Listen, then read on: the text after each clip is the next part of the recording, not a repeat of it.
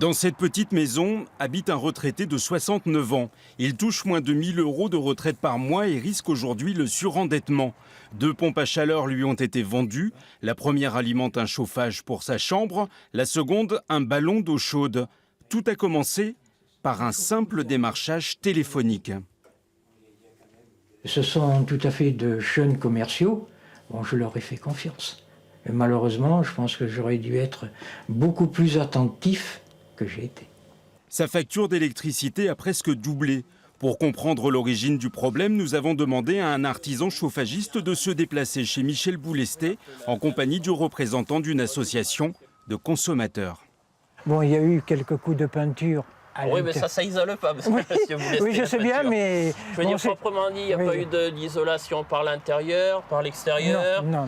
Au niveau du grenier, des choses comme ça, non, la laine de verre est d'époque. Il y en a au moins? Non, même pas. Même pas, donc voilà.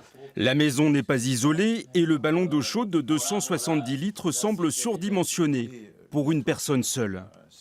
Pour moi, c'est un défaut de conseil.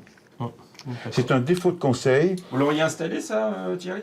Non, moi franchement, on n'aurait pas vu la chose, on l'aurait vu autrement avec un complément d'isolation. Moi, je ne fais pas, on fait pas une installation, on va dire à la sauvage comme ça. Il faut prendre en compte ce que disait M. Boulesté tout à l'heure, un minimum d'isolation au niveau des comptes, c'était vraiment le minimum avant de faire quoi que ce soit d'autre dans cette maison. C'est la société Smer, basée à Angoulême, qui a effectué les travaux. Son directeur nie le défaut de conseil. On fait aussi l'isolation des combles, on fait aussi les menuiseries. Donc l'idéal dans cette maison-là, ça aurait été de faire le packaging complet. Je suis d'accord avec vous. Qui dit packaging complet dit forcément une somme plus importante.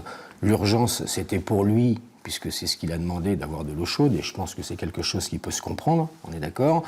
La deuxième des urgences, c'était à l'époque, tout au moins ce qu'ont été ressentis par les commerciaux, c'était une partie chauffage, puisque le chauffage est important. UFC Que Choisir va dans un premier temps tenter une démarche à l'amiable pour aider Michel Boulesté. Si la société ne veut pas entendre raison, on ira plus loin.